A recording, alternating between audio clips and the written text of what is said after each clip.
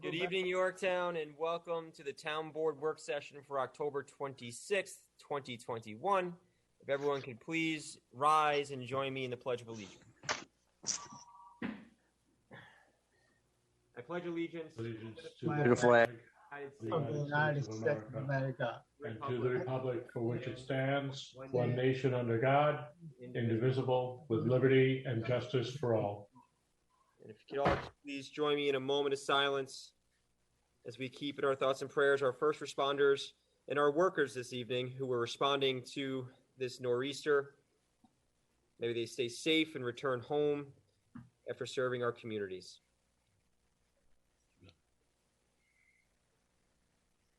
Thank you.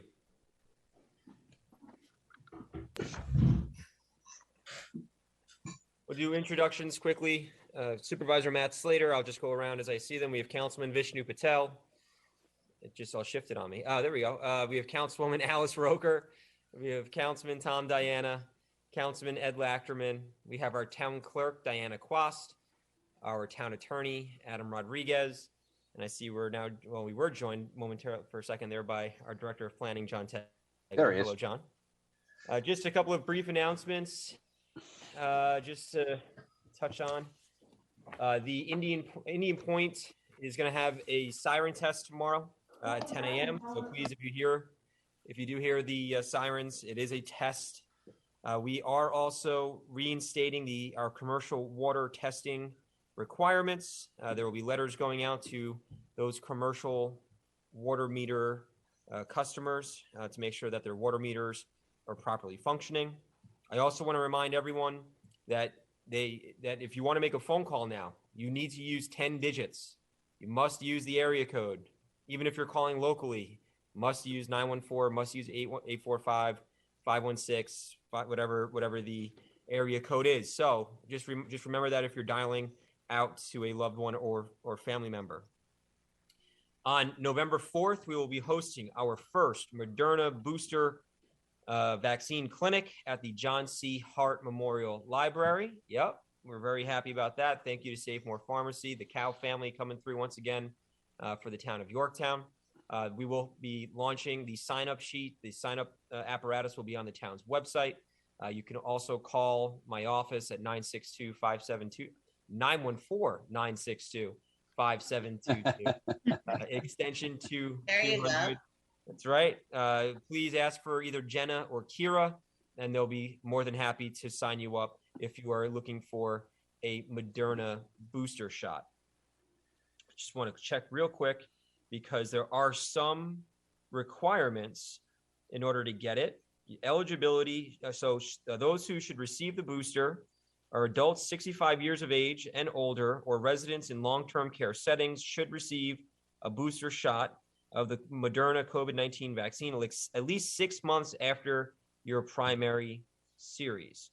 Adults aged 50 to 64 with underlying medical conditions should receive the booster shot of Moderna COVID-19 vaccine at least 6 months after their primary series. So again, if you have been fully vaccinated for at least 6 months, then you would be eligible for the Moderna booster shot. And we're going to be sharing all this information on the town's website and social media channels. And we'll also be doing, of course, our normal email blasts on this. And if you haven't signed up to receive email blasts from the town, please do so through our public notices on the town's website. Great news about the Senior Nutrition Center. The Senior Nutrition Center's floors have been redone. The project is completed, and they will be resuming a very abbreviated schedule of serving our seniors starting this coming Monday. And we are very, very excited to have our seniors back in the Senior Nutrition Center at the Capolini Center. Yeah. And lastly, earlier today, I did release my proposed budget for 2022. We will be meeting with our department heads November 5th and 6th, I believe we said, and the 4th and 5th. We're not going to meet on a Saturday, I promise, guys. So no Saturday meetings. So the 4th and 5th, and the public hearing will be December 7th. So please mark your calendars to participate in that. Very proud to say that we are once again holding the line on taxes, protecting the historic tax cut that we were able to deliver last year for Yorktown residents, And we'll be sharing, again, the budget presentation on our social media channels, and it's already playing on the government access channel as well. And with that, we have quite a bit to talk about tonight. We do have Ken Rundle. Matt, I'm sorry, can I just have 2 minutes? Of course, Ken. Thank you, Tom. At our last Veterans Advisory Council meeting, the 2 sitting members have 1 other member they'd like to bring, which brings us to 3, but we are still looking for 2 veterans to join the committee. The only stipulation is that it is a veteran that joins a committee. You do not have to have affiliation with any of the groups, they decided. So we are looking for 2 more veterans. If they're interested, please contact the supervisor's office, and Jenna or Kira will get the names to me, I'm sure. In addition, the chief had sent out a press release regarding Halloween, which is right around the corner. We wanted, please, it's not only kids and parents that need to be safe. Please wear reflective clothing, flashlights, and keep on the sidewalks. But it is extremely important for people driving to remember that it is Halloween, and the whole weekend, whether, because Halloween's on Sunday, there will be people having parties. There will be kids on the road. They can dart out. You want to really be careful and aware while you're driving. Please obey your speed limits and be extremely careful and safe. And the last thing, and I will talk to you about it during the week, Supervisor Slater, the Chamber of Commerce would like to do another job fair due to the success of the first one and trying to help some of our local businesses. So as I have a few more details, we'll talk to you about that. Okay, great. Appreciate that.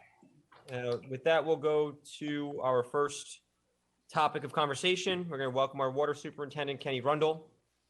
Kenny, are you there? I'm here. Can you hear me? Yep, Mhm. gotcha. We can see you. Okay.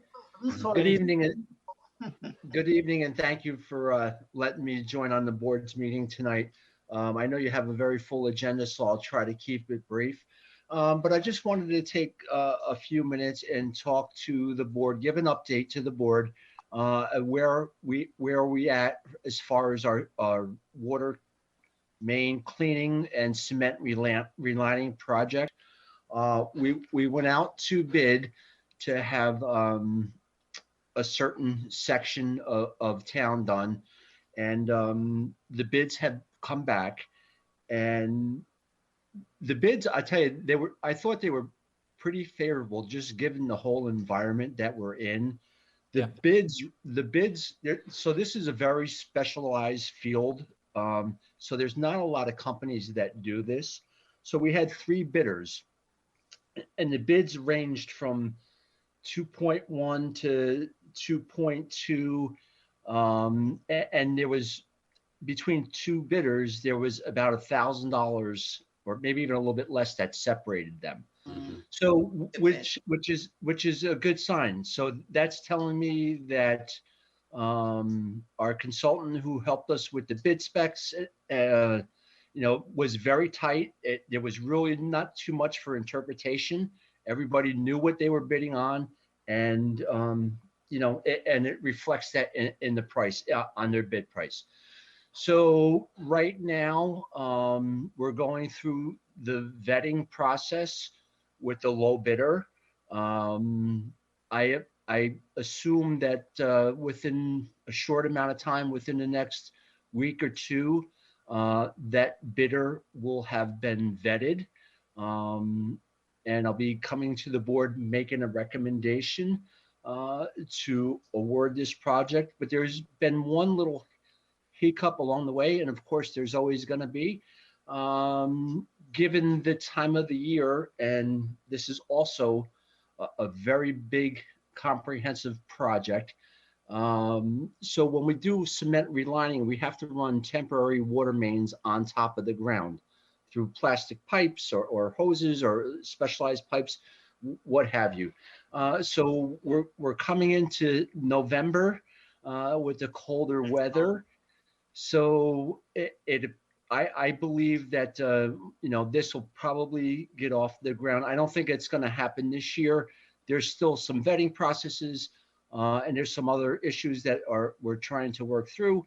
But I'm confident that soon as the weather allows in 22, that we can hit the ground running and tackle another one of these projects that have been, started back in the 80s and just continued, and they kind of stopped. And it's certainly something that needs to be done. So there I've had a meeting with the supervisor and plenty of discussions about this. We're looking potentially at some grant money. So for us to start, the contractor to start in the spring of next year is not the worst thing, because this allows time to research and try to get some funding for this project. Can I ask you a question? Sure. 2 questions.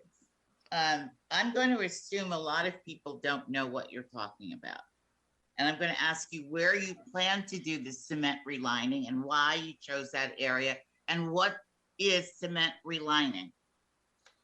Okay, I'm sorry that I didn't talk about what that process is, but I will certainly address it. I've just talked about it so much, and it just kind of slipped my mind. Sure. So, Yorktown, we have about 180 miles of water main throughout our system. And it may not sound like a lot, but just to kind of give us some perspective, you took a pipe and started in Yorktown, you'd end up, if you laid them all out, you'd end up down in Atlantic City. So that's an awful lot of piping that we have. So we have some of the pipes that we have in the ground are a mix of pipes. We have ductile iron pipe, we have cast iron pipe, we have asbestos cement pipe, transite pipe. So the cast iron pipe is specific to cement relining. And the problem with the cast iron is it does have a very long lifespan, but on the interior of that pipe, it's just the cast iron. As opposed to a piece of ductile iron water main would be a thin layer of cement. So what happens is there's tuberculation that forms just with the characteristics of the water to the cast iron, that you get this heavy tuberculation, which it reduces flow for a million different things, water quality. You could have a 6-inch pipe, but the inside of it could be 4-inch because there's just so much rust in there. So what happens is the company that comes in, they do spot excavations. They don't dig up the whole street wherever the pipe is. It's just in certain key locations they dig up, and they basically pull a big scraper through the pipe to break out all that rust and tuberculation. And then once all that rust is out, they go through and then they wash it and squeegee it. And then behind that, they pull basically it's a cement trowel that just goes round and around through the pipe, okay? And now that thin layer of cement protects the inside of that pipe for tuberculation to form again. And again, so you're improving your fire flow, you're improving your water quality. There's just so many good things that come from it. So that's kind of a short thing on relining. And so our previous water superintendent, the water district, has religiously done that project. We would do X amount of miles every year. So I came to the water district in 1987, and that was normal. That's what we did. So in, I believe it's 2000 or 1999, our water superintendent, who was there for years, he retired. And so when he retired, kind of the cement relining retired as well. So I'm happy that the board supports the cement relining because it needs to be done. So we found a couple areas that still have not been completed. This particular scope of section of pipe will be on Strawberry Road, from Foothill Street down to the end of Lexington. That cast iron pipe there, and that's actually a twofold street, so the water doesn't go any further than that, and they refer to that as a dead end. So the water kind of sits in there, and the only time it gets flushed out is through usage through people's homes. Right. So it kind of sits there a little bit, and that will improve the water quality. So that would be Strawberry Road. And then Hanover Street is the same thing, but Hanover is much more more intense as far as the tuberculation. So that would go on Hanover Street from Underhill out to, I believe it's California Road. So that's a pretty big stretch.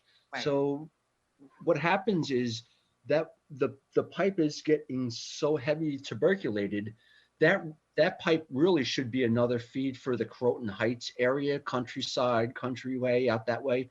But what happens is it's getting so choked down that the water's not making it through that pipe out to Croton Heights. It's coming through a pipe on Front Street, right? So that Hanover Street will hopefully be done. And then so when you get the bid prices, a lot of this, there's a lot of mobilization and work that goes into the cement relining. So we also saw some Front Street and some parts of Underhill Avenue also needed to be done. And so we added that as a bid alternate, thought that, say, hey, we're going out to bid, why you're going to be right around the corner, how much are you going to charge us to do this, right? So, and the prices came back, I thought, very reasonable. It's something that I encourage the board to bless it and move forward with.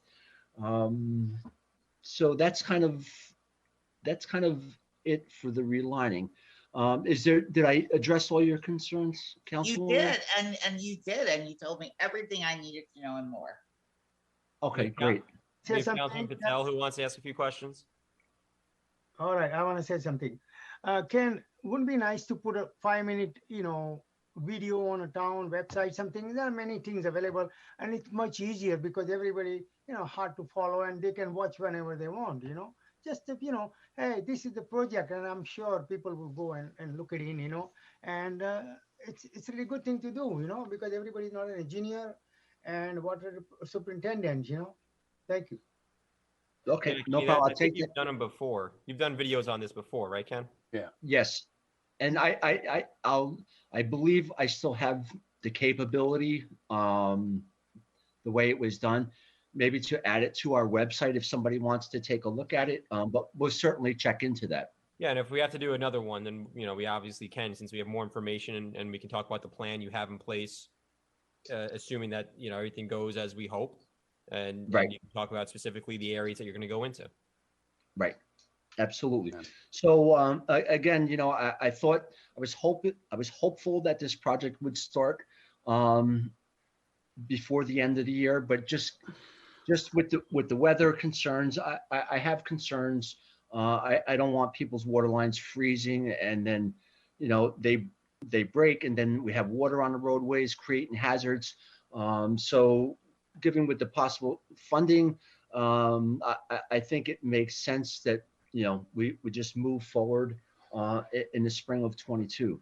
Yeah, and our grant consultants, we've spoken to them about that as well. They're working with us on the NIWEA grant that we're hoping to get to cover at least upwards of 60% of the total project. They thought it played out better that we were waiting until the spring, and it would actually enhance our application. So that's all. It all actually works out pretty well from that standpoint. I think one of the things I can tell you is that this is a project that normally was a bonded project for the water department, since it's a project that will last for some time. Right. Councilman Diana, did you want to add anything? I thought you were trying to jump in there for a second. Yeah, I'm just gonna for the listening public out there, just to clarify one thing. Kenny says that when he talks about turbidity in the pipe, that's where the pipe actually was probably this big. Now it's Right. down like that. It has like barnacles in it. It's interesting to see because it's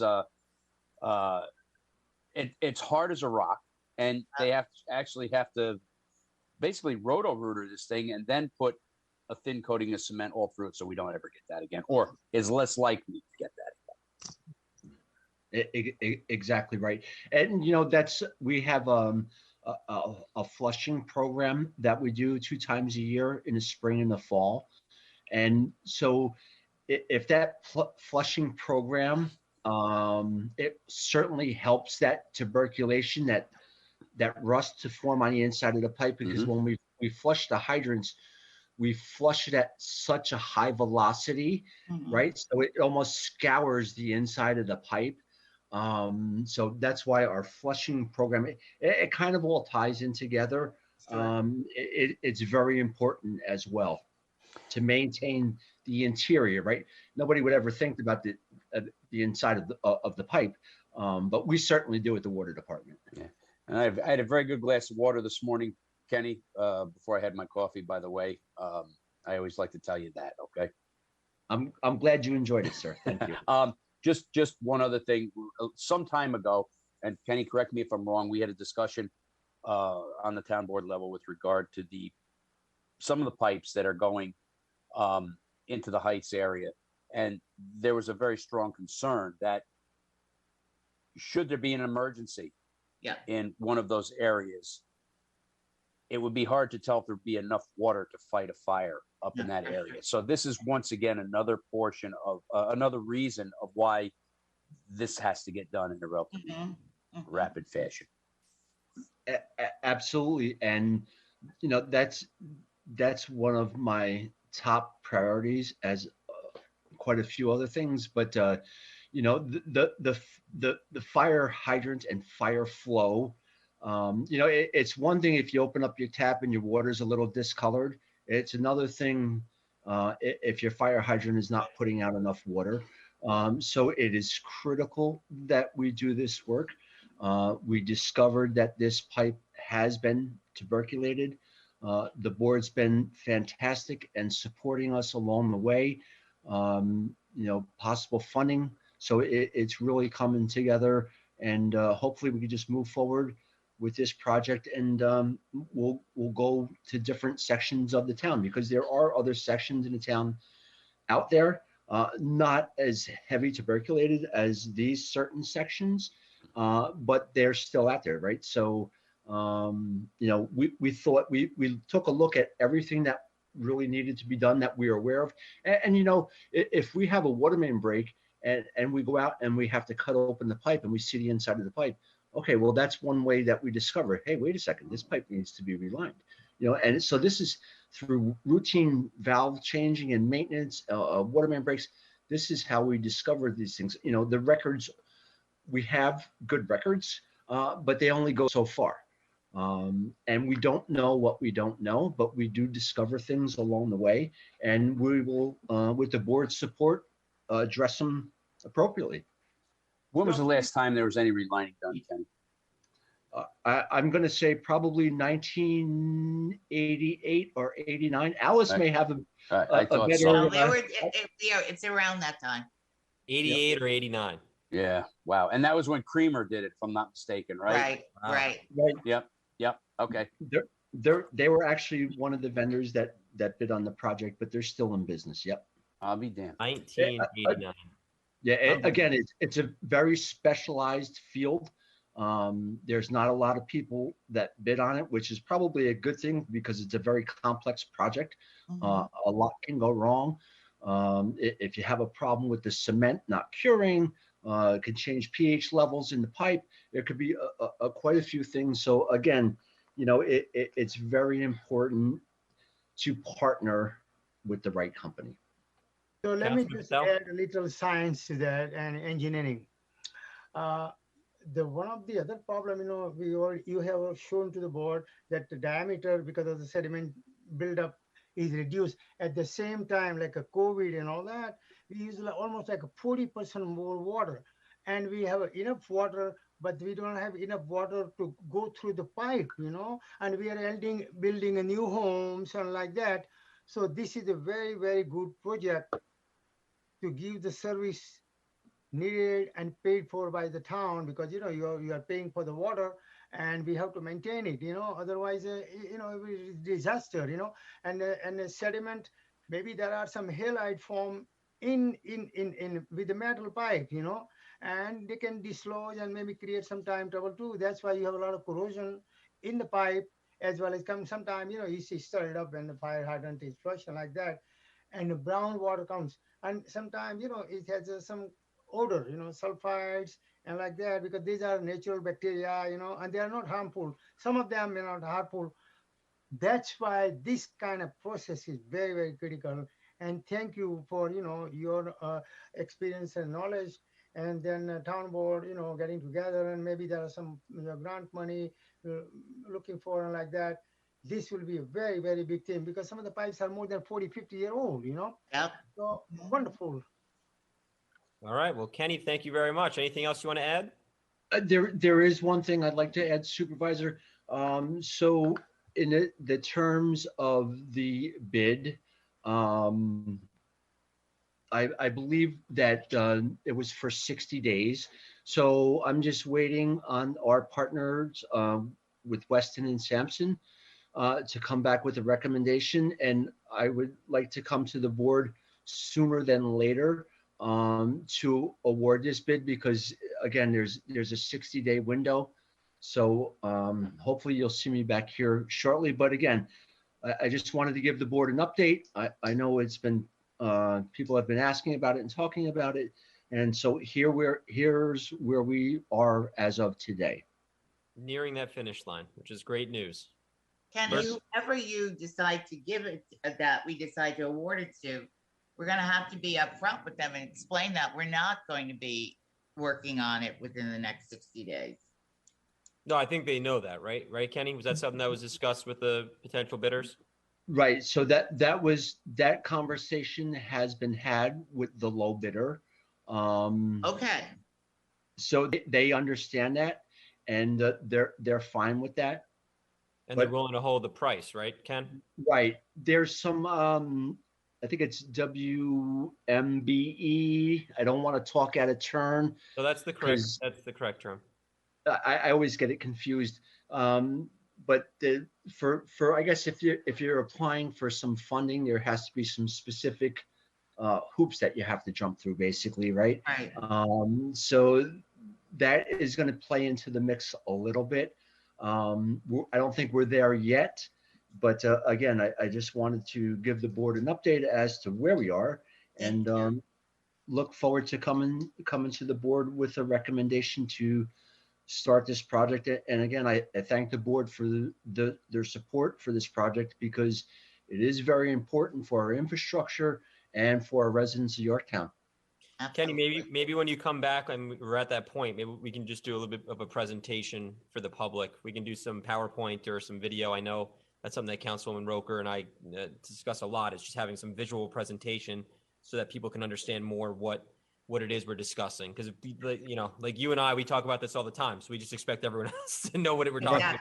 Exactly. But they don't. So let's make sure when you come back when you reach that finish line, that we have something that we can show the public, so they understand why this really is a public health and a public safety issue that we're tackling finally since I thought it was 2000, but 1989. So that's great stuff. 1989. So I will certainly do that, Supervisor. So when you see me pulling into town hall with my backhoe and dump truck and a big piece of pipe, you know what I'm there for. Just come right upstairs. No problem. You got it. All right, Kenny. Thank you very much. Kenny. Appreciate it. Keep up the good work. Thank you for your support. Have a good night. Take care. Thank you, Ken. Good night. Thanks, Ken. Okay, next we're going to bring back John Farrell and Elliot Sinorf of the 2678 Gregory Street Stormwater and Tree Permit application. We had them with us last week, and we wanted to see if we had an update. Gentlemen, good evening. Good evening. Yeah, it's Elliot Senor here. We do have an update. We did go to the Conservation Board last week. Yep. They did make a couple of recommendations for us. Basically, staggering the plants along the property line to give it a more natural look, and to change out the magnolias with a service berry and adding some black spruce. So we have prepared a new plan. Where would that be? I thought I had it open. Share.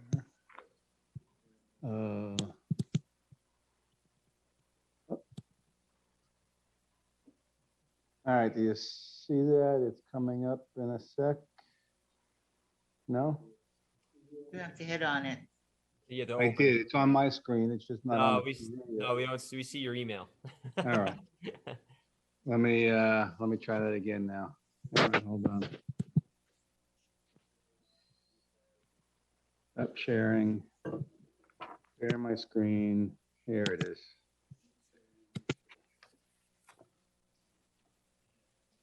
Yep. All right, now you got it. All right, so we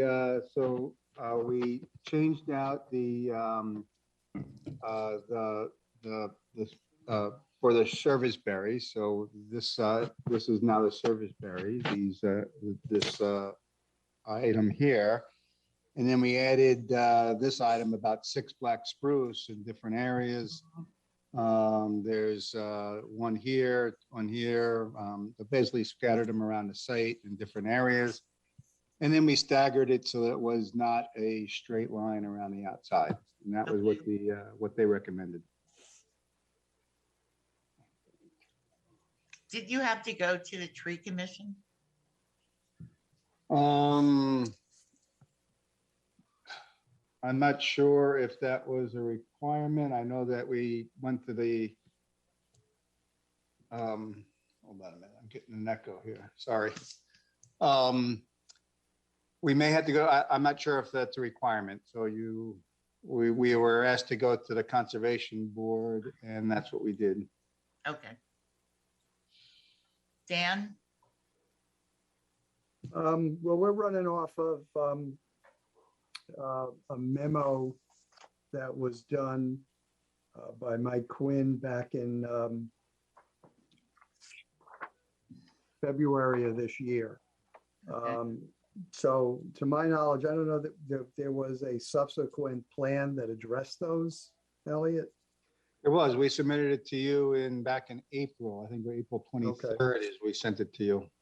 Okay, so there's a memo now from the planning department, which I don't know if you saw yet, which also touches on the trees, but to circle back to the engineering issues, I mean, there's a couple of things I guess we need to clarify on your plan.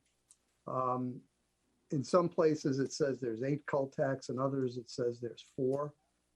So we just want to. Well, basically the problem that I guess a lot of people have is it's in 2 rows. If you look at the top of the calculation, we calculate them next to each other because the volume and the surface area of the calculations are different when you have them in a single line or when you have them in a pair of rows. So it's 4 in a row is 8 total. It's a total of 8 units. Okay. I guess once the dust settles on the tree mitigation, what's needs to be clarified or avoided is I think there's some conflicts with some of the underground utilities and the landscaping. For example, one of those red buds I think is sitting right on top of the infiltrators or close to it. Likewise with your sewer water connections, there are potentially plantings above those that maybe shouldn't be there, depending upon, I guess, the size of what you're putting there. All right, well, I mean, some of it is schematic in terms of what happens, but we can coordinate that directly with you or the building department. Do you have the, can you throw up the latest site plan? I am looking at that as we speak. Wasn't really prepared to look at the. This is that's just the last one. All right. Let me just look for it for a minute. Where'd the water come in there, Dan? I believe the tap was on Gregory Street. On Gregory. The sewers. The sewer on Granite Springs. On Granite Springs, okay.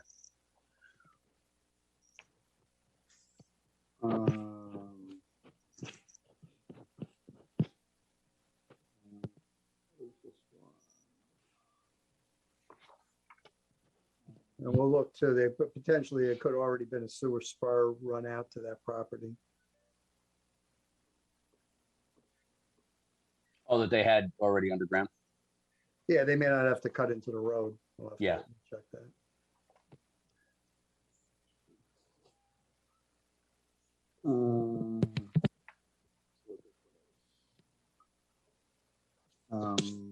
No, that's just the conservation.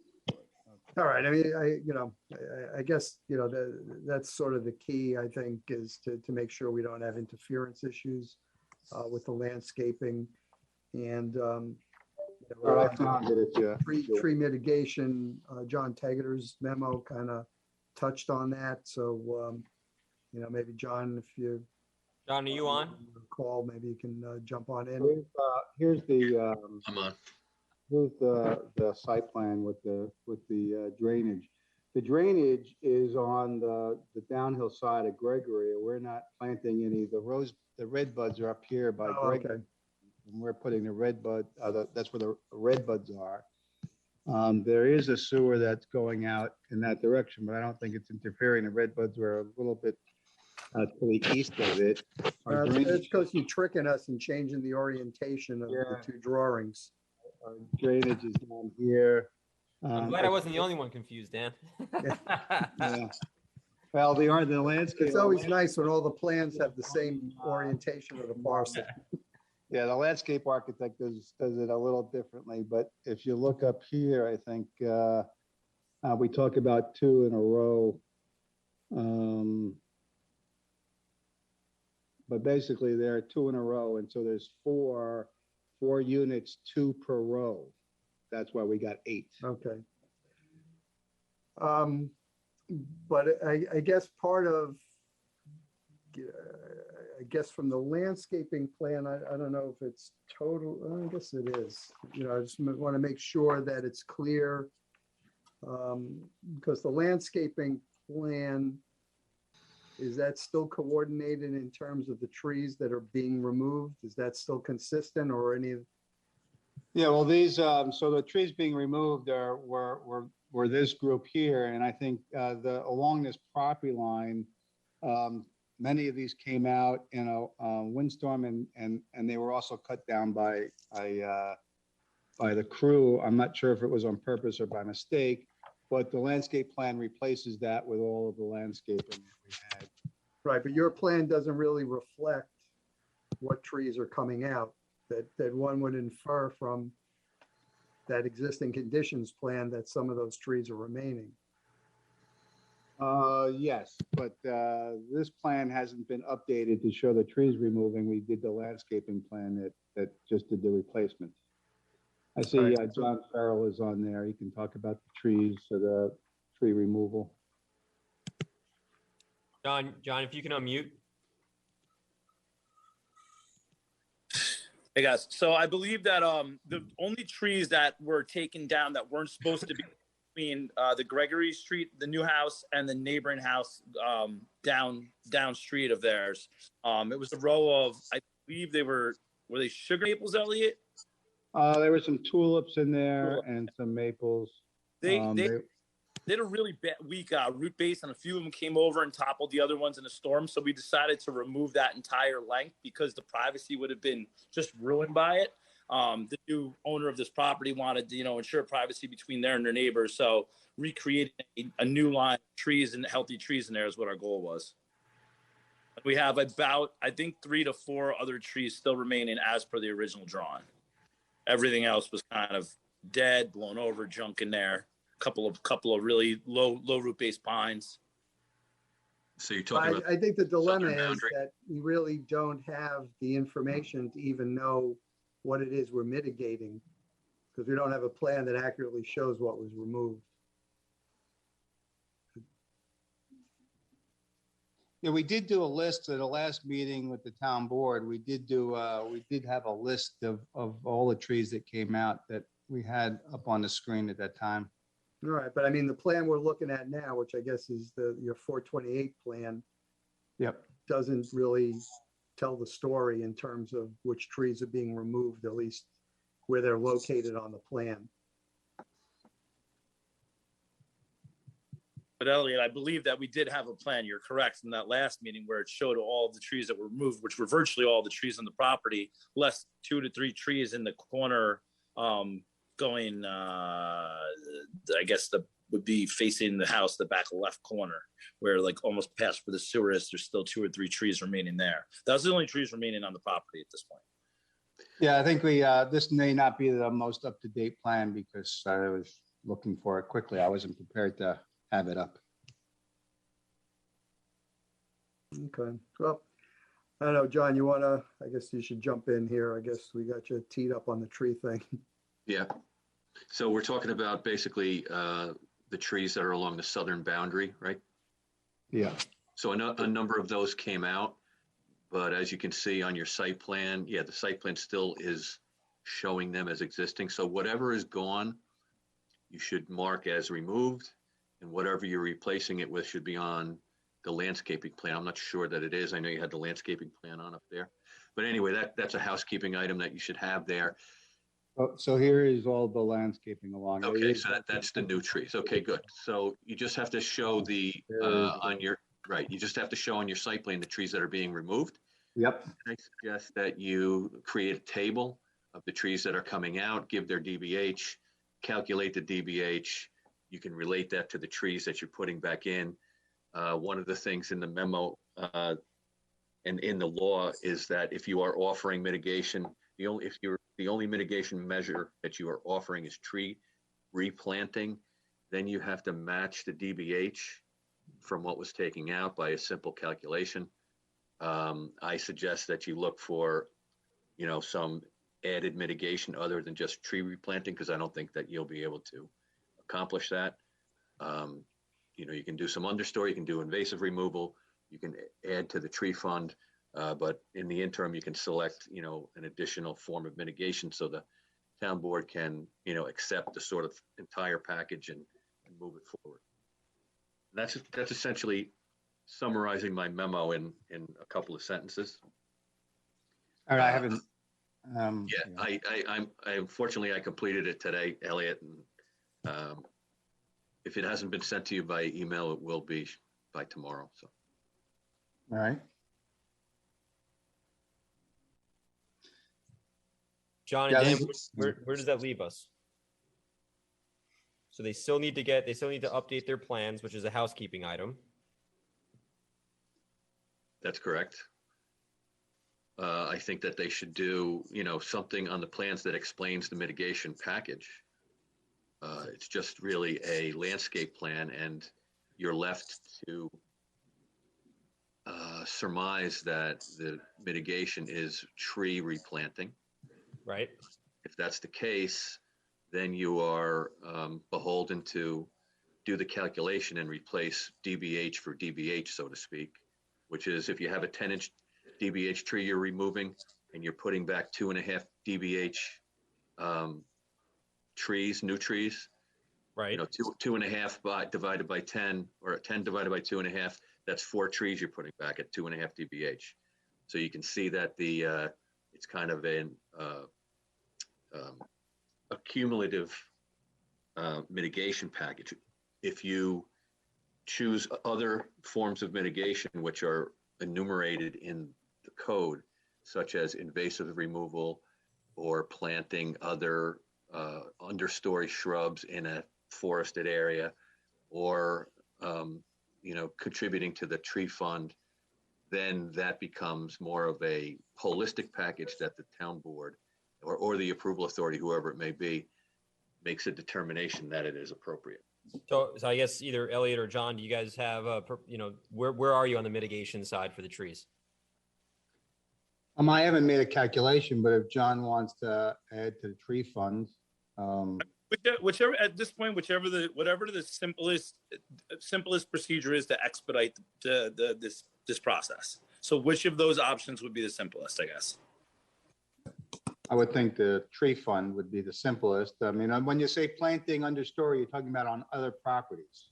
It would have to be on other properties in this case, so that makes it a little bit more complicated. Right. So, and we don't have any invasive species to remove because we've removed all of the trees. I do have all of them numbered or located, but we'd have to see which ones are invasive, like Norway maples and things. But so the easiest one would be to make the contributions to the tree fund. Sounds like it. Yeah, I'd be fine with that. Now, what further approval aside from, so do we have to also alter the Elliot's plan to show that those trees, or will that we need to get another approval from another board? No, you get the tree permit would come from us, as would the stormwater. So Okay. I think we just need to memorialize in your approving resolution what the calculation is for your tree mitigation, so that we know what it is that you're putting towards the tree fund. John, am I correct in that? Yeah. And the tree fund, the combination becomes if you're just replanting trees, let me put it this way. If you're just replanting trees, it's a straight calculation. There's no room for subjectivity in it. If you are doing a package, it's more subjectivity. So the town board in that case, in a case like this, and it's really geared towards these types of cases where it's a small lot, it's more of a subjective take in terms of the holistic package that the town board or the planning board makes at that time.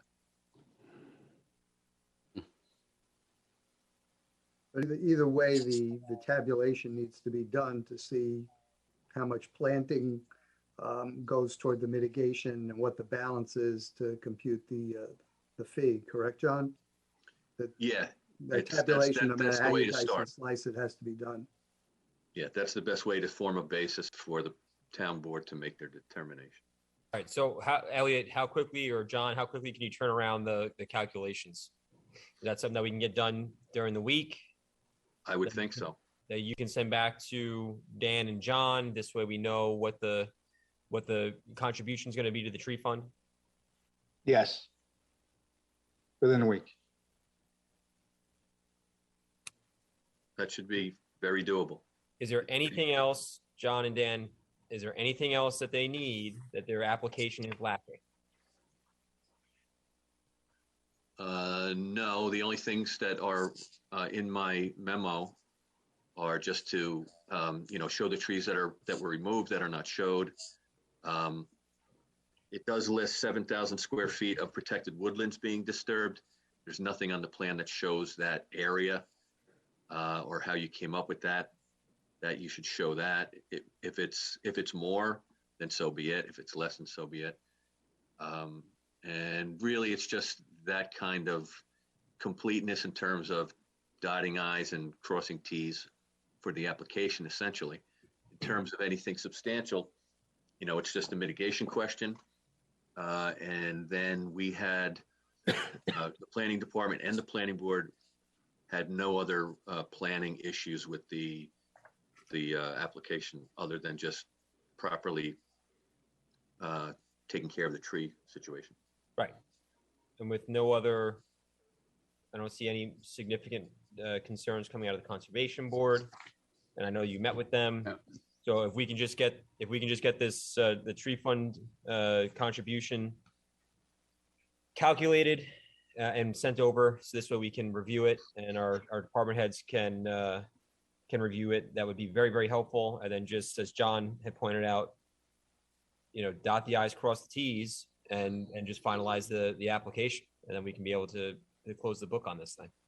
Yes, Councilman Diana, do you want to say something? Yeah, I was just saying that, maybe you contact all the John Tegeter tomorrow and do a punch list. This way we're not sending you back out time after time again to fetch the Wicked Witch's broom. let's make everybody whole here and get it over and done with. Appreciate it. That's exactly right. So Cap. after we dot the i's, just to be clear, dot the i's, cross the t's, touch base with John, touch base with Dan, make sure Elliot's giving what they wanted. They'll give us basically a thumbs up. We'll return to one more town board meeting for approval. Is that correct? Well, no, I mean, assuming that you really, if what we're asking for is completed, I think don't need to turn to the town board. I think we can just do an approving resolution, John and Dan, don't you? I believe so. Yeah, I don't think you guys need to come back. I think as long as you get them as long as you guys get them what we're asking for, then we can just come back and we'll do the approving resolution. Beautiful. Unless there's an objection from any other member of the town board here, but I think those are the last items that we're talking about. No, this way they can get on their way. You know, it's just a matter of checking the boxes and making sure it's done, and we can do what we got to do. Great. Agreed. Great. Councilwoman Roker, you good with that? You're muted, Councilwoman. Alice, you're muted. You have to unmute yourself. I'm good. Sorry. You're good with how we're laying this out? Mhm. Okay. Councilman Patel, you're good? Yes. Okay, great. Is there any adverse effect after this very heavy rain? You know, any wash away or anything? Any erosion of the soil? John, you had a silt fence We full installed there? erosion set up all around. Right. All right. So then we're just gonna, again, if you can do, let's get it done this week, but let's get your calculation for the tree fund contribution. If that's the mitigation you're gonna go with, let's get that over to our planning department and our engineer. So this way they can just review it, finalize the items that are on the planning department's memo so that it's a complete application and you're off and running. We'll see you next week. All righty. Well, not next week. We don't have a meeting next week. Oh, that's right. We're the week after. Week after, right? So we'll hope that gives us time, but again, with the idea of having the approving resolution on that agenda. Yeah. All right, thank you for your time. Thanks, Elliot. Thank you. Appreciate it. I think we lost John, but thank you, John, as well. Thanks, gentlemen. Have a good night. All right, thank Night. you. Right, gentlemen. Good Okay, night. next we're gonna welcome. We have Catherine Frase and Cindy Smith. Cindy, are you there? Catherine, hello. Hey there. Hey, ladies, how are you? I see Cindy Smith's there, but she's muted. Yeah, I think Cindy, if you can just unmute yourself, if you can hear us. Sorry, Supervisor. No. Welcome. It's great. It's great to have you on. We wanted to bring both Cindy and Catherine on. They have been leading the food security task force on behalf of the community, doing just such a great job. And so actually one of the things that we had discussed about earlier this month is that the 24th was actually National Food Day. And so we thought it was an appropriate time to get an update from our food security task force and some of their work and some of the things they have coming up as we progress through the year. Catherine and Cindy, you want to take it away? Sure. Catherine, you want to get started? Sure. So since the last time we saw you, we've been meeting fairly regularly. It's a mixture of the pantries around town, the two big ones being Cindy's is the biggest, and then mine, but also we haven't always had them at meetings, but we have a good relationship with community help with the town pantry. And to a lesser degree, the sort of pop-up new pantry that's out at the Korean church on, I always want to say White Birch. I'm not sure that's right. White Hill Road. White Hill Road. White Hill, thank you. Yes, White Birch is someplace different. Yeah. But then it's also some volunteers from around town, some of whom work at other agencies around the extended community. We have a member of the task force who actually grew up in Yorktown in a food insecure household. And she is a great resource to keep us honest and to not think, that we have some great idea that doesn't actually suit the people that we're trying to help. I think the big thing that we've accomplished, we've had perhaps some larger goals than we've been able to accomplish. We wanted to be at the Grange Fair. We wanted to be at the street fair. We've had a little trouble. Task force is pretty small. We've had a little trouble marshaling volunteer hours to actually staff those two events, but we aspire to do it in the future. One of the things that we did do was to create a flyer and at least a draft of a poster with help from the supervisor's office that talks about not sort of two pieces to it, and we could certainly make that available to the board. The two sides, so to speak. One talks about if you are in need, here are the resources around town and when do the pantries meet and what would you need to show in the way of ID or something else to be able to participate. And then the other side really gives some information about hunger in the Yorktown community. So, you know, I've got the pamphlet up there for you. Thank you, thank you. And No I'll ask Cindy to chime in. But so the other side really talks about food insecurity in Yorktown. It is not just during the pandemic, it is always with us. It's more present than people realize. And if you wanted to help, you know, then here are things that you can do. So with the supervisor's help, we were able to connect to United Way and learn a lot about kind of how they think about food insecurity and the broader economic issues in a family that leads to food insecurity. Anyway, so we tried to condense it down to a flyer or a poster so that we could start raising awareness around the town. Cindy, do you want to add to that? Yeah, I just wanted to, Supervisor, I'm going to get the poster printed. I'd like, and go around to the grocery stores and give it out to the Interfaith Council. Great. That's awesome. So that with Thanksgiving and Christmas coming, I think and we're certainly seeing our numbers going up now. Yep. We took a huge jump in the last 2 weeks. So I think it's important to get the information out there about where people can get help if they need it. Couldn't agree with you more. I think this one header on the second page here that we have up here, Yorktown's local food pantries help over 1,000 households per month. I think that number, I think people really need to understand what that number means.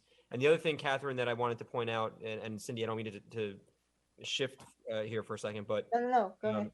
Catherine, you also did some great work on some of the data that we were able to collect, or you were able to collect, and showing the impact depending on the economics or the state of the economy, and how that actually impacts food insecurity and the impact it has on the food pantries. And we saw there was actually a multi-year delay, right?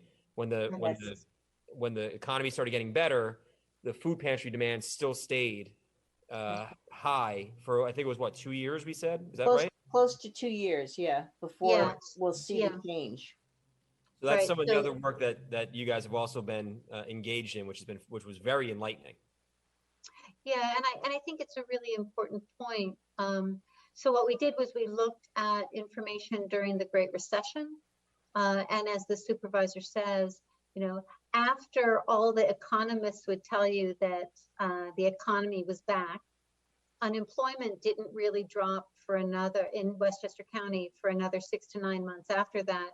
And then even after unemployment levels came back down, it was another 18 months before the levels at the food pantries came down. Right. And that makes sense because when you first lose your job, you don't immediately line up at the food pantry. When you're getting benefits. Right. But similarly, when you get your job back at the end, you've got a lot of unpaid bills that have to be taken care of. A lot of catch up. Or you're really out of the woods. And so we sort of knew it anecdotally. It was nice that we could find some data to support that. And it's consistent with what we're seeing now during the pandemic. I'll invite again Cindy to make some comments. All the pantries saw an enormous, 200%, 300%, 400% increase in the need at the height of the pandemic. But both Cindy and I are still operating actually closer to the pandemic number than to the averages that we ran pre-pandemic. And I We're think still that's double. important for people to know. Yeah, our numbers are still double of what they were before the pandemic. And as I said, in the last 2 weeks, they've taken a big jump up, and we're registered, not only previous clients or current clients coming back, but we registered, I think we registered 15 new people just this week. Right. And our numbers are stable, but we are at about double what we were pre-pandemic. And we know that seasonally, once the weather turns cold, yes, our numbers always go up anyway. So I'm sorry, Councilwoman Roker, you look like I'm wondering, would the pantries prefer a monetary donation or food donation? What would best help you? You know, Councilwoman, either one is, from my perspective, for St. Mary's, either one is more than welcome. I mean, we buy a tremendous amount of food, but the food donations are also great. Okay. Yeah, I would say the same. Okay. One of the things that you'll see if you go to the Presbyterian Church website is that there's a section for the pantry, and there's always an item of the month, which highlights some item that we're having a hard time sourcing. At the moment, it's canned fruit. Looking towards Thanksgiving, it's some kind of a muffin mix, some sort of fun thing that we could add to the bags for the holidays. Sure. But every month we have a targeted item that we would love to see in donations. But you know, cash is good. Because we also order a lot of food. Right, and I would say for us, as we come into the season now, one of the things that we're always short on, because we provide Christmas gifts to almost 400 children. And one of the things that we always come up short on is stuff for teenagers. And we usually tell people, you know, gift cards to Walmart, Amazon, Visa gift cards, anything like that for the teenagers. We always have plenty of gifts for the smaller kids, but so coming into the season now for the teenagers, gift cards are always very welcome. Okay. Always hard to figure that one out for teenagers, even when they're your own. Does it help with doing donations to the Westchester Food Bank in your name? Yes, that also helps. Actually, am I right in saying you get like a 3-to-1 value on that? I don't know the answer. I don't know the answer to that. But you know, we do get some food from the food bank that we do not have to pay for, but we do have to pay for the majority of the food we get from the food bank. Right. Yeah. So Councilman, either approach works. So if it's a line of credit at Feeding Westchester, you're right. Feeding Westchester is, you know, pennies on the dollar compared to buying stuff retail, at least for some items. Absolutely. But a donation to us that we then spend at Feeding Westchester, we would get that same benefit. So either is fine. Fantastic. Thank you. Do you have any, and I know we just, Catherine said, look at the website, you've got specific items. Cindy, you talked about this great Christmas drive you do, present drive for the kids. Is that where your focus is as you start heading into the holidays? Like, do you have any specific programming that we might be able to share with the community to help get more people to support your cause? Can I make a comment here? It is really good thing to donate cash donation, because sometimes, you know, the donor, the large companies, and like they match, you know, 1-to-1 or 2-to-1 or 1-to-3, and certain seasonal items can be purchased, you know, and distributed, because many people give things, you know, and we don't know who give what. So some things are a lot and others are less. So it's really nice to also be able to, you know, purchase in a large quantity or whatever requirement, because it's really nice to do. Any way you can is a great thing, you know, because the holiday is a most important time. You know, remember what happened during the COVID, you know, there was no food, just for the food, those who lost the job, you know. So we should continue to support our community and wherever we can. Thank you. Well, Supervisor, to answer your questions for specifics, I know we just did a coat drive. I know Catherine is doing a coat drive in December. Okay, coat drive in December, great. So I would direct, I'm directing anybody who's coming to us now, I'm directing to Catherine because we've already completed ours. Okay. And we probably gave away 400 coats. Unbelievable. Catherine, what's the dates for the coat drive? When do you stop collecting? So we're going to distribute on December 11th. Okay. So we would need to get coats, and we really target children's coats, but I would say, just as with toys, it's the teenagers that are the problem. Right. Because in any family, right, we all do this in our own families, you can pass coats down from child to child. Yeah. It's the oldest child that has no one to pass to him.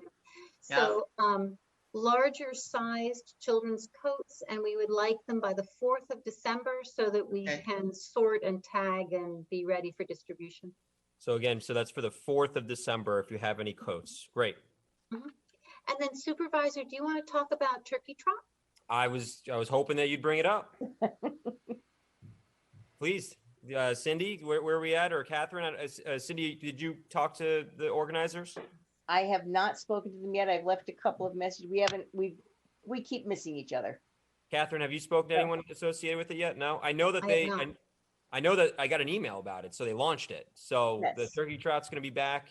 Again, that's a fun run that we do the morning of Thanksgiving. Former Senator Murphy, I think, is back at it again with this thing, which is great, and it goes to support our food pantries. It goes to support a number of not-for-profits. All the proceeds that get generated get distributed to all of our great local not-for-profits. So it's Thanksgiving morning, and we'll get the link, and I'll get you guys the link so this way you can share it out. That would be great. I did see an email come across. I want to say it was either over the weekend or early this week. So, but I know that they are moving forward with that. I have it in my calendar for a follow-up on Monday if I don't hear back from someone. So I'm staying on top of it. But perfect, great. So Thanksgiving morning, if you want to go for a nice run through Yorktown before you settle down for some Thanksgiving food. It's usually pretty cold, by the way. It's every year we've done it. It's been freezing, but it's a lot of fun at the same time. And so we'll get that information out to the public as well. Thank you. Thank you. Okay. Any other questions from the town board? Any other questions for us? Any questions from you for the town board? No. No, I think this was great having both the ladies on because I know a lot of people want to donate or give, and I think very often you forget. And then when you see it in front of you, you go, oh, yeah, right. I got to do it now. Right. Thank you, ladies. Great job. Thank you very much, everyone. Hours of when people can drop stuff off at any of the locations. Is there a schedule when if people want to drop food, et cetera, off For anytime? St. Mary's, they can drop it any day up until 7 p.m. When they pull in the parking lot, you're facing the double doors and a wooden deck, and there's a huge deck box there, but someone empties every hour. They can also bring it on Saturday from 7:30 to 11 when we're there. If they want sometimes groups want pictures or whatever, so they can bring it then, but otherwise any day they can bring it. Okay. And for the Presbyterian Church, behind the church school building, there are donation bins that are emptied several times a day. People can drop off at any time. It's a little bit risky. Sometimes we get donations that look like somebody cleared out a basement storage room they hadn't looked at in 5 years. But that's always entertaining. But mostly it's great stuff, and we're very grateful. Okay. Thank you. Thank you. Okay. Thank you, ladies. Thank you very much. Keep up the great work. Thank you very much. Thank you Bye, so much for everyone. your Have a good leadership on evening. this. We appreciate it. Take care. Bye. Good night. Have a good night. Good night. Night, Tom. All right. Our next, we had this really great topic next, this fair share mitigation plan. I just got a text message from John Tegeter that our presenter just lost power and internet at his house, which That's going to make the presentation a bit challenging. So That'd be a little difficult. So we're going to see if he can. He's Can we trying to take get a on. break? I'm gonna Trying go. to get on using his phone, Diana. So if you just look for Lou, he's trying to do that. I don't know if we want to just wait a second or move on to the next one in the meantime. Why don't we move on to the next one? Do you know, Diana, do we have Anthony DeVito on and Jimmy Poulin and Jim Moderano? I have Anthony. I know That's we're a it. bit early. Yeah. That's all I see so far. Okay. Anthony, how are you?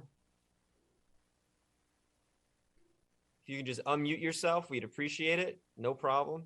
I'm sorry. Good. How is everybody? We're doing great. We're doing great. I think the most excited person on this call is Councilman Patel, right, Councilman Patel? This is about the gazebo. I could tell he's riveted. And I see we have Jim Moderano on, our Parks and Rec Superintendent. Jim, if you could just unmute yourself, that would be great. So I guess what we'll do here is we're just going to jump into this. So we have and Jim Poulin just texted me he's coming on now. There we go. So we'll give Jimmy a second to come on and join the conversation. But Councilman Patel has brought this issue to the forefront several times. And we had a meeting out at the gazebo just the other day to try to figure out a plan to make this great asset in our community, to refurbish it and make sure that it's safe for everyone to use. Mr. DeVito, do you want to just introduce yourself to the public, if you could? Sure. Anthony DeVito, part of the group that helped develop the park and the gazebo back in the day with the Yorktown Lions Club, and part of the DeVito family that we were honored by the park being named after our dad. Right. And again, we have Jim Moderano. Jim, anything you want to add about the gazebo? Yeah, the gazebo has been a gem for this town for the past 20 plus years. It's really a remarkable anchor for the Veterans Park, and we're happy to clean it up and bring it back to its original state. And look at that. He's got perfect timing. Jim Poulin of the Yorktown Lions Club. Hey, Jimmy. Jim, if you can unmute yourself. And get a little closer to the camera.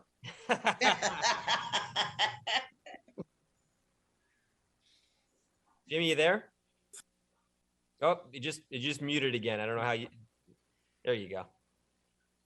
And hello. Jim, hey, Jimmy. Jim Poulin from the Yorktown Lions.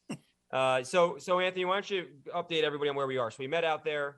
Myself, you, Jimmy, Moderano, Council. Right, and we had Aldo Capolini, who was the driving force when we built the gazebo, Pat Tadino from the Lions Club.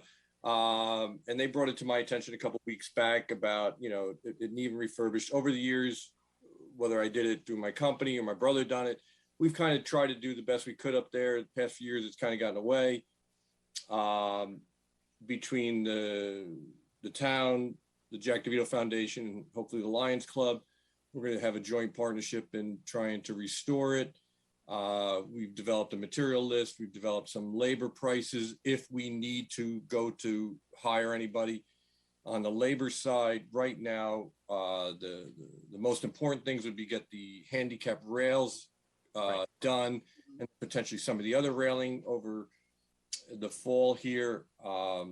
It looks like I've got a good group of some skilled and some not so skilled volunteers to help out the first 2 weekends in November to accomplish at least the railings that are in dire straits right now to be replaced. And then hopefully we get all the woodworking done this fall. And then come springtime, we'll look at staining the gazebo and then also repairing the floors. And that's kind of it in a gist. We spoke about the town hopefully picking up some of the material costs, and then the Foundation and Lions Club or the volunteers picking up the labor costs on the carpentry work right now.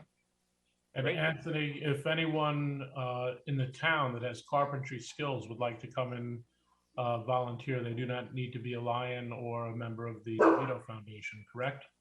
Well, let's talk about that briefly. I know if they're under the foundation or under the Lions Club, they're covered under some sort of insurances. Fine with it being, because when we built it, that's kind of what happened too. Everybody worked under the one envelope. I would like to make sure that they touch base with me. One, they don't ever go there without right, of course, they're doing it. And then so I'm fine with it if you guys are all in agreement. I think they need to be vetted, but yes.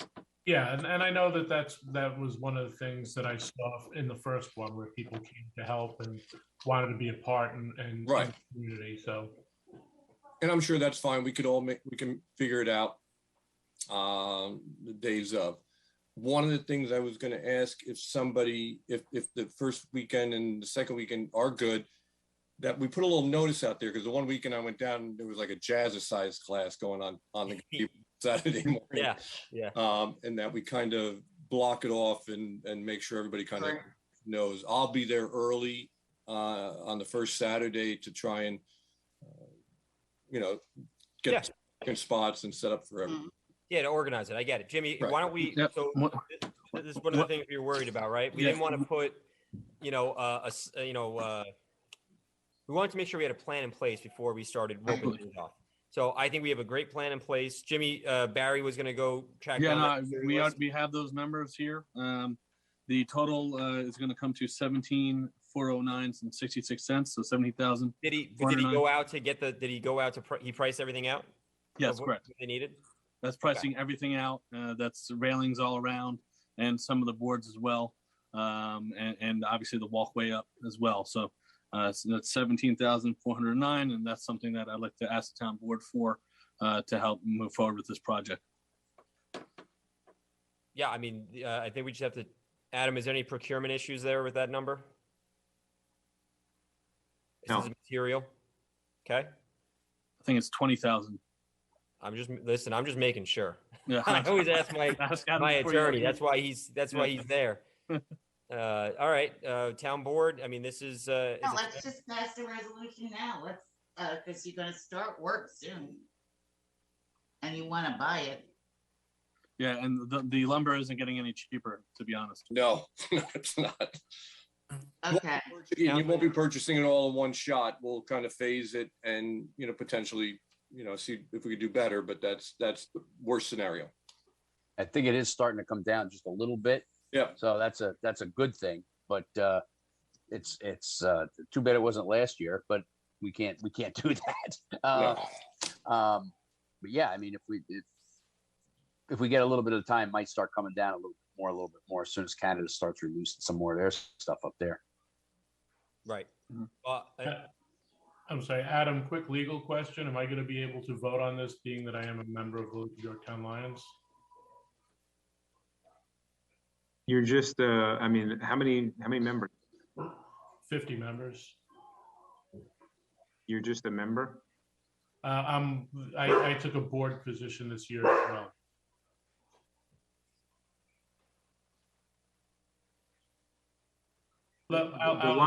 The Lions have no. Yeah, they're working on this. So No, understood. But they're not going to have any special No. rights to the gazebo, right? We're not giving them any. Correct. I don't see any issue.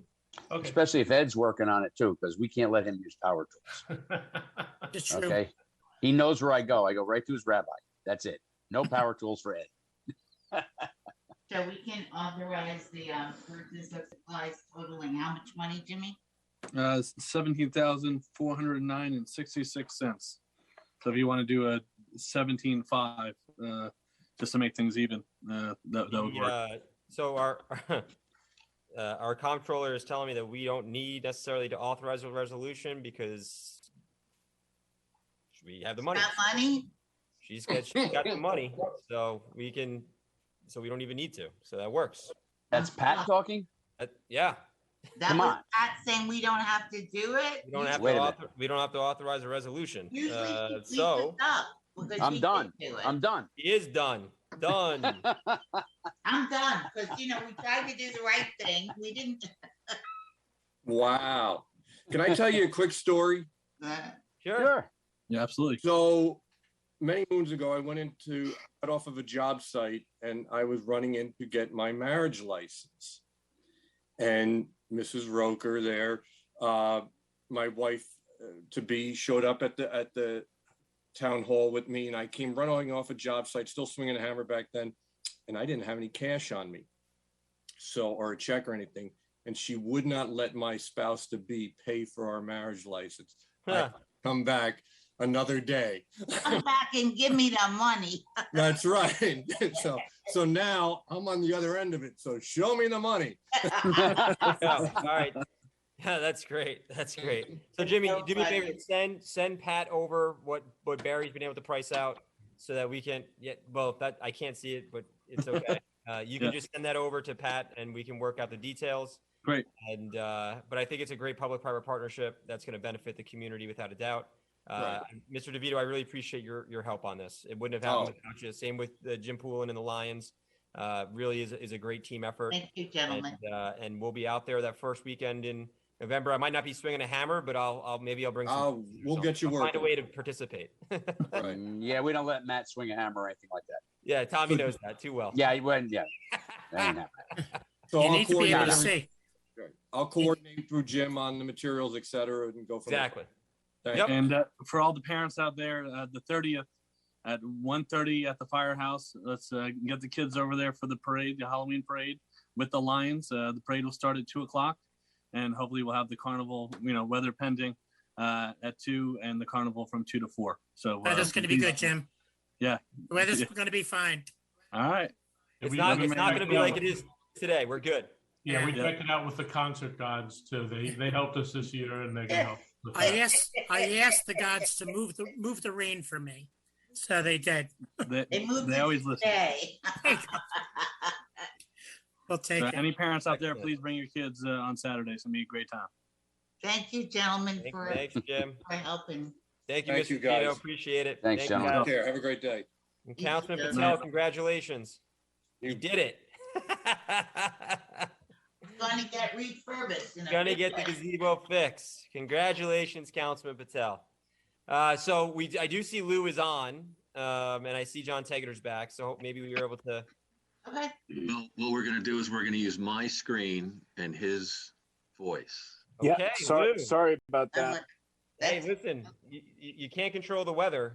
No. I know that feeling. And you Mother can't- Nature. No, So it's one of those power when on. everything goes wrong, right? That's And I'm right. sorry about that. But we have a plan here. We have a backup Good. plan. So I just want to again for everyone, this is a conversation about a concept that's called a fair share mitigation plan. And Lou is from the Sam Schwartz traffic consultant. This is one of the traffic consultants that we brought on to assist the town. When we went through the vetting process, this was part of the conversation that they brought up to us that we found very, very interesting. And so we wanted to pursue it. And thanks to our planning director, John Tegeter, we have Lou with us tonight. And we are all looking forward to learning more about this idea. So Lou and John, take it away. And we're looking forward to the presentation. All right, I'm gonna try to share my screen, okay? Yep. Okay. Yep.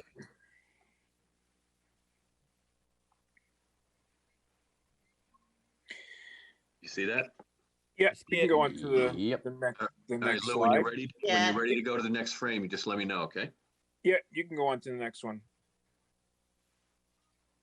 So, fair share of mitigation goals. And so I wanted to just kind of to a high level and then kind of get into some detail.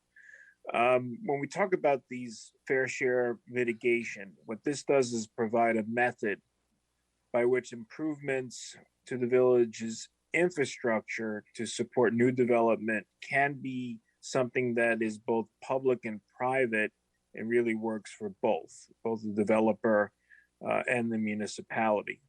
It enables the developer to proceed by making a fair share contribution towards the cost of certain village infrastructure, and that could be in full or it could be in a percentage.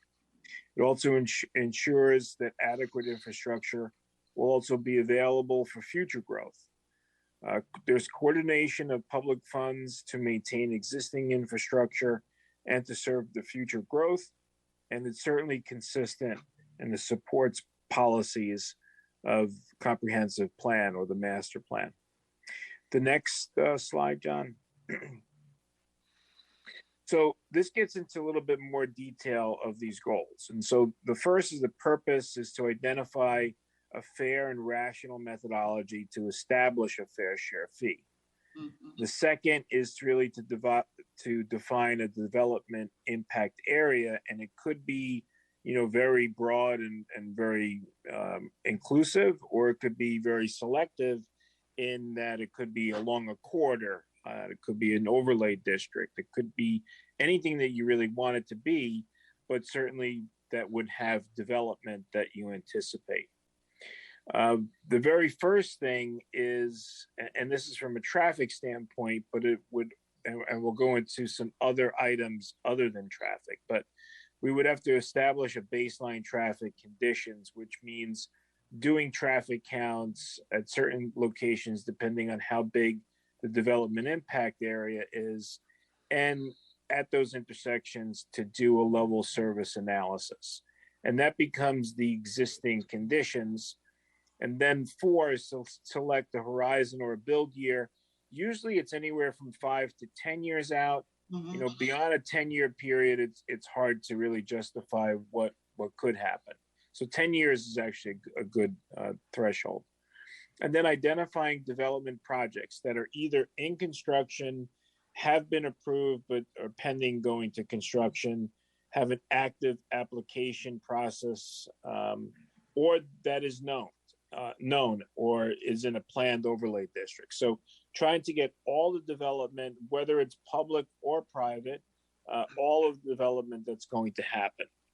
With all of that development, we look at what is the amount of traffic that will just grow just based on traffic growth that has nothing to do with development projects. And then what is associated with anticipated new trips with respect to the development. And then the next one, number 7, is to make a distribution. What roadways, what routes will people take depending on the land use? Because if it's residential, people would be leaving in the morning. And if it's office, people would be coming in the morning. And if it's retail, there's not much maybe in the morning, but certainly there could be in the PM. The future build year traffic analysis. So in this case, we would look at the future no build if none of that, private development or other development is built, and then the future build year. So you get an idea of what's happening now, what could happen 10 years in the future if nothing is built, and then what would happen if all of this is actually constructed.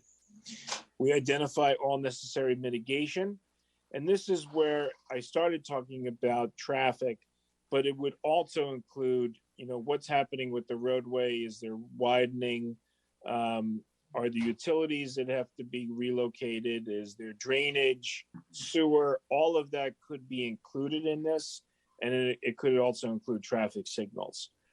And then we determine the amount of cost or mitigation cost for construction of all of those individual items.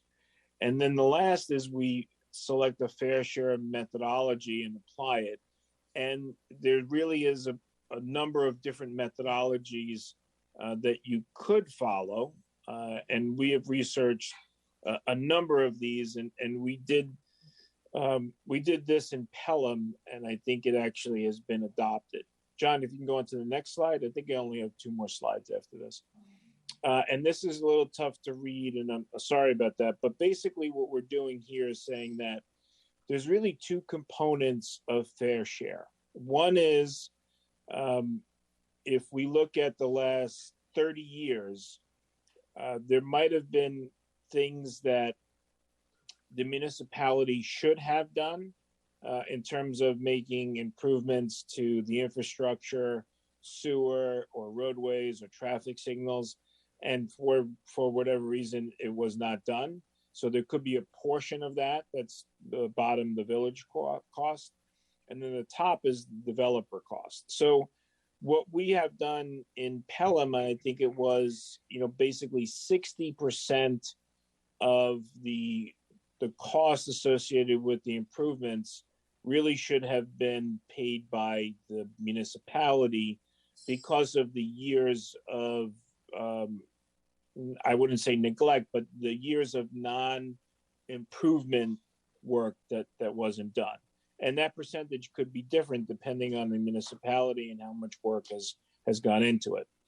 The key thing, though, is the developer cost. And what we tried to do is to get an estimate of what is the cost for traffic, for sewer, and then we also include school-age children for residential development because there is an associated cost with that as well. And so when you add up all those costs on the top line there for the developer cost, times the percentage of future growth in new development, and then times what that particular applicant would actually contribute to their fair share. So if we were to say that, okay, 40% of this in that middle category, percent of the traffic is new development, and then only 10% of it is because of this particular application, then obviously you can get a sense of what that the developer cost is. John, can you go on to the next slide? And we could always come back to that. Yeah, I wanted to do an example. An example would be if we had a mixed-use project, let's say it was 15,000 square feet of ground floor retail, second story, 8,000 square feet of office, and let's say 100 multifamily units on the upper floors. So a great, mixed-use building. The first step is we would take the 15,000 of retail and multiply it by our cost per square foot for retail. And that equates to, let's say, almost $25,000. And that $1.66 per square foot, that basically is part of that methodology that I was talking about before. If we come up with all of the costs associated with mitigation, and then let's say we divide it by the number of trips that the development would create, we can come up with a rate. And in Pelham, I think it was maybe $4,000 per vehicle trip, or maybe $2,000, I think, per vehicle trip, once you got over a certain amount. And so in taking this, the step 2 and step 3, we would keep on going for different land uses. And basically we would then add them up to get a total number of $240,000 that's associated with the project. And what we have found is that in many cases, the developer actually doesn't like the cost sometimes, but in retrospect, they would rather know exactly what they have to pay than to, go through a process for months and months and not really knowing exactly, what they're going to be on the hook for. And that also helps them when they're trying to figure out, does this project really make sense from a financial standpoint? For them, it has to make sense. So from a fair share standpoint, what we're saying is that as developers come in, and doesn't matter what type of development it would be, there should be a fair share that the developer pays. And instead of, having to put money in some kind of an account for only part of the work, if a developer says, well, we're only responsible for 10% of that new traffic signal, and someone else is responsible for 10%, and another one is 10%, it actually never gets done.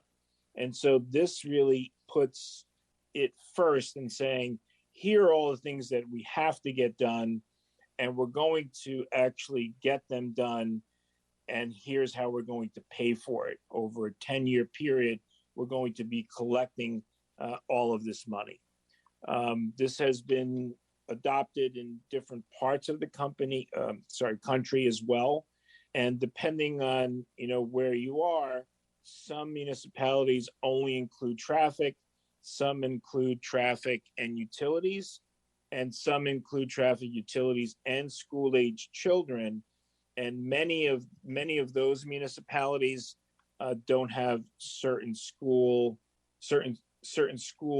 in their municipality. So for example, you might have a municipality that only has a grammar school and not a middle or a high school. So they have to pay other municipalities to basically take their kids. And there's a cost. I mean, roughly now it's probably about 15 to 18,000 a child for the cost of education in public school for the year. And so there's definitely ways to come up with the costs. There's definitely ways to come up with either the traffic or school-age children, or the amount of sewer or drainage that you're going to add to the system. And this is a very fair way for the developer and the municipality to really work on progressive development in the future, but be able to handle that development at the same time. And that was it, I think, in terms of slides, right? I think the next one was just questions. Oh, I did another example, and I was just going through this saying, we don't have to select an entire municipality. It could just be, let's say, a green corridor, identify it, assemble the traffic and other existing data, trip generation, both regular, just background growth, and what happens with respect to development, identify the traffic or other mitigation costs, and then prepare that dollar per unit factors depending on what you're looking at and assess the project. And now I really think I'm done. Yeah. So could you include, other than traffic, you had mentioned a couple of other things, right? So Yep. could you include infrastructure such as water, sewer? Could you include? Is there a way? And I don't know if you've experienced in this. Is there a way to measure impact on public safety? Right? Or more people means more police. More people means greater stress on our first responders, our emergency services, like our ambulance corps and our fire department. Is that something that is measurable in this model? I think that all of that can be included in the model. Is if anything could be measured, and I think all of them can be, from a safety standpoint, from a policing point of view, number of calls. I think all of that has a measurement associated with it. And as long as there is a measurement, then we could develop a factor for it. Yes. Okay. That's interesting. I mean, I think the police have a different measurement. Tommy, correct me if I'm wrong. What they look at are numbers of people. It's police per 1,000. Yes. Right. And so depending on, if it's a retail establishment, and depending, and then you could start to getting into really detail. If it's a retail establishment, and it might be a certain level, right? And if there's a retail establishment that's open past midnight, or if they're open 24 hours, then there would be different levels associated with that particular development that would require, more security or additional type of security. And there might be an additional, cost associated with that. The main thing is really to come up with kind of a menu or a line item that you would be able to really include all the development that you think would come in, the different types of land use. And so that's why the traditional would be, you're basically having something for residential, for square foot of office, retail. There could be other aspects associated with that.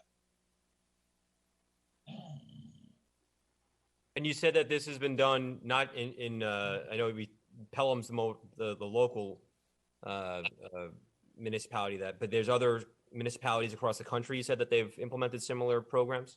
Yeah, and many of them are in Florida, California, Austin, some of the cities that have done a lot of work in pedestrian safety initiatives, taking lanes out and putting in bike lanes. Many of those municipalities, they have adopted similar type of legislation.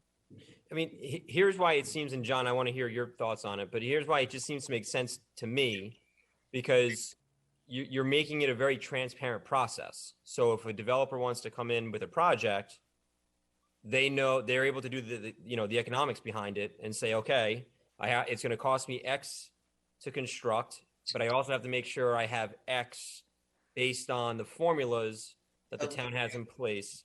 So it makes it transparent for the developer or the business.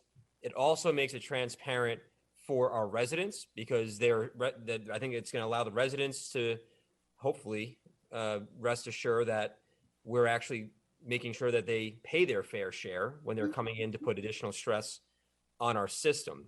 That's where I think it makes sense for everybody.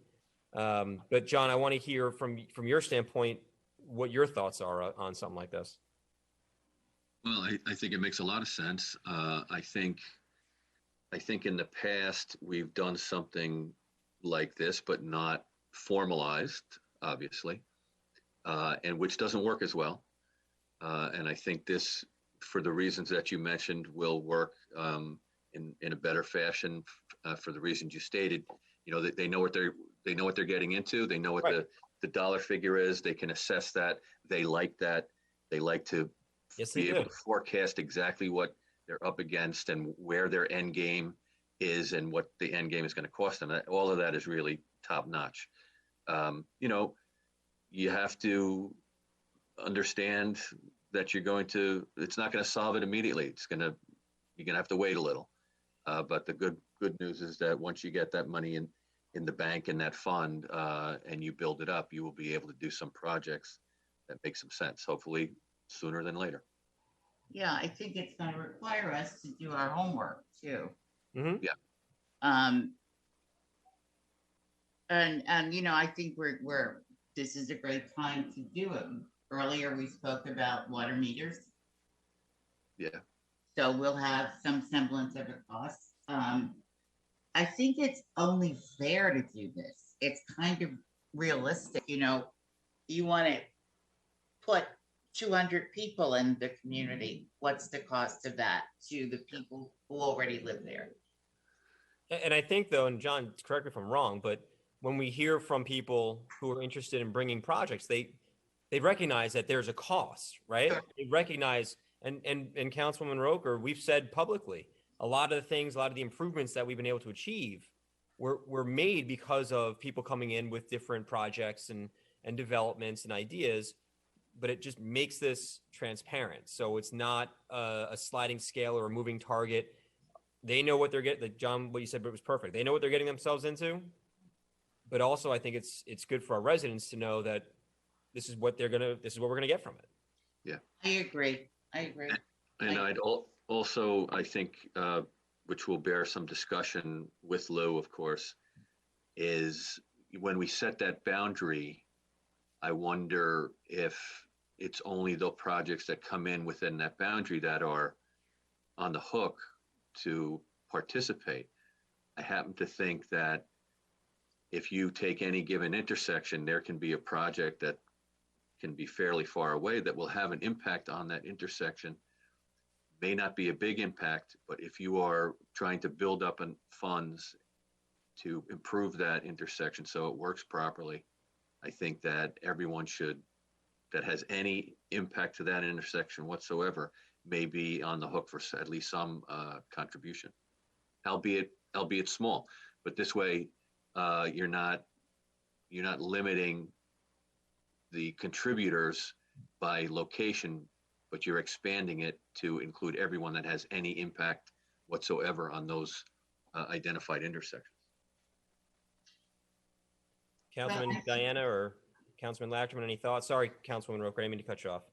It's just that I think this is really open for a longer discussion with us. But I think it's real and I think we need to do it. You know, you hear a lot of people who say, if you approve those projects, who's going to pay for this? Who's going to pay for that? Well, now they'll know. Exactly my point. Here it is. Here's the bill. You know, and they can't build it unless they pay it. I mean, that's just how it works. Yeah. Councilman Diane, any thoughts? Yeah, I'm I'm gonna have to absorb a little bit of this, but it's basically for road infrastructure and who's going to pay for the design, the build, the right? Well, no, we can. It's about stress on the system, right? Okay. You bring in a development. Let's talk about the Yorktown Green, right? Okay. 150 apartments. There's stress on the system, right? There's stress on our roads. There's stress on. Councilman Patel said this, on the sewer, on the water. We know, you know, there could be potentially stress on the schools. There could be stress on public safety. So if we can quantify it in a way, right, that's measurable, right, that Lou has started to basically present to us tonight, then we can basically show a formula so that they know that there's going to be a cost to offset their impact on the system, so that the residents aren't the ones who are going to say, you know, who are going to be paying for the Downing and 118 street light. You know what I'm trying to say? Yes. Okay. So yeah, I mean, that really, you know, I don't think that's fair for, you know, the residents who are already living here or been living here to have to pay for a street light that is being caused by 150 new apartments, right? You see where I'm going? I understand. So it puts a very transparent formula together, and you know this from your business, so that when you're getting into a project, you know all the costs up front. And so you can back into those numbers so that you know whether or not it's a feasible project. Right. Smarter. Because I happened to notice even when the gentleman was in doing for the Yorktown Green project, he really wasn't well versed in the infrastructure that's there, meaning the underground infrastructure, the way it runs, and so on and so forth. So, you know, he came off, you know, like he did, but he didn't, and I could see why he would. All right, I got it. Get it. Yeah, I like when we had Toll Brothers on 2 weeks ago now, right? Yep. And we had thrown things out at them like the pump station. We threw things out at them like Old Crampon Road. We threw things at them. But instead of like, you know, kind of, it just makes it, instead of like, you know, just kind of, you know, seeing what's out there and saying, well, you have to go fix this. It just gives them, well, here's your measurable impact on the system as a whole. Here's what we think is, and here's your formula. So here's the cost to move your project forward or to bring your project to our town. And then we take whatever that is and we put it towards sewer infrastructure, water infrastructure, road infrastructure, enhancing public safety. I mean, that's, at least I think it's just, at least it's transparent about it and you're not guessing. I'm sorry. I said this is going to do one of two things.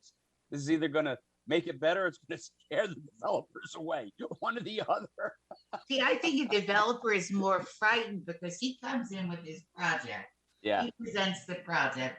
And it's not until he gets way down the road that we say, oh, by the way, did we tell you we have a pump station, we need it done? So here he's going to know right from Jump Street what it's going to cost. Yep. Like, I do have a question for Lou. Lou, will we be able to use some of the numbers that we're getting from the people who are working on the EAS, meeting the traffic and I guess Mr. Fish will be doing a school count for us. Will we be able to use those numbers in coming up with this formula? I think Lou left or got bumped. Might have gotten bumped because of his issues. But I believe in order to establish what the mitigation will be, in other words, what the improvements are needed, right? And in order to do that in a way that you can establish some reasonable costs, I think we'll have to do some actual data collection and do traffic counts and so on and so forth. So we will be able to use what they are producing to a certain extent, but I think in terms of at least on the traffic side, we'll need to do actual traffic counts. Okay, okay. Well, that makes sense because when he first talked to us about it, he talked to us about where they would go to do the counts. Yeah. All right. So I think what it sounds like, is that we should maybe, obviously I think we want to explore it more to just try to get our arms around it more, Councilman Lachman. Yeah, now you were talking about having a roundtable with some of the landlords in the area, if I'm not mistaken. Yep, we did. And I'm happy to bring this to them as well, to get their. I think it would be great to get their viewpoint on it because, look, right now we're throwing darts at the board for coming up with what we want them to do. And they probably would appreciate having some type of a schedule that they could figure out. It's, I'd like to get their opinion because 100%. I agree with you 100%, without a doubt. So maybe what we can do is we can reconvene that roundtable, that group that we had together, and this would be a great thing to bring to them to get their feedback. Yeah, and you may want to invite some of the people that are looking at developments like Toll Brothers. Yeah.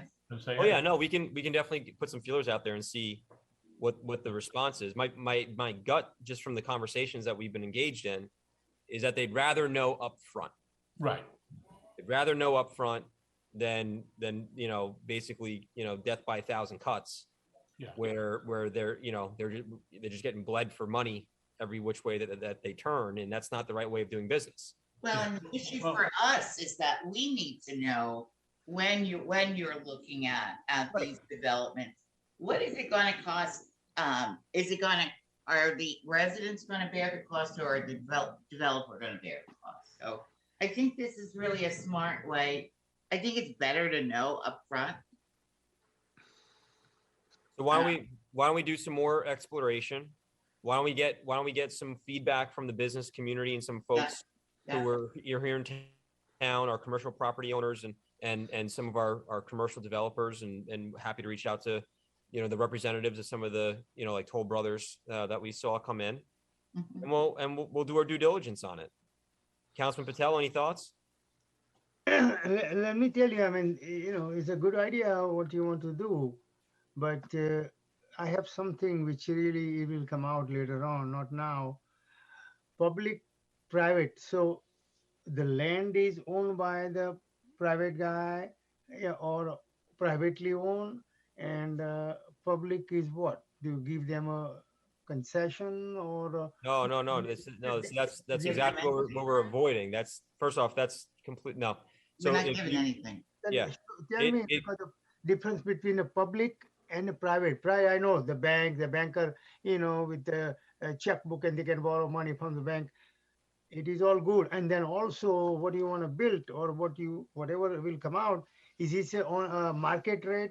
Then you're going to get rid of all the poor people away. That if you don't have money, you don't belong. No. We're not talking about any of that. What we're talking about is the system-wide impact that a proposal will have on our town, and making sure that the developer, the person who's proposing any project, and we can have a narrow scope, we can have a town-wide scope. We can bat this around and come up with a solution.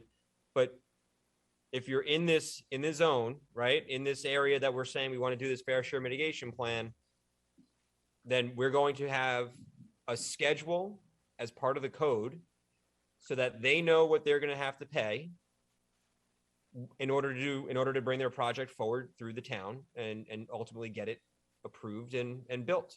And that helps with our streets. That helps with our, as Lou said, it could help with water, it could help with sewer, it could help with schools, and it can help with public safety. So, and again, that makes sure that the cost is not placed on current residents to bear.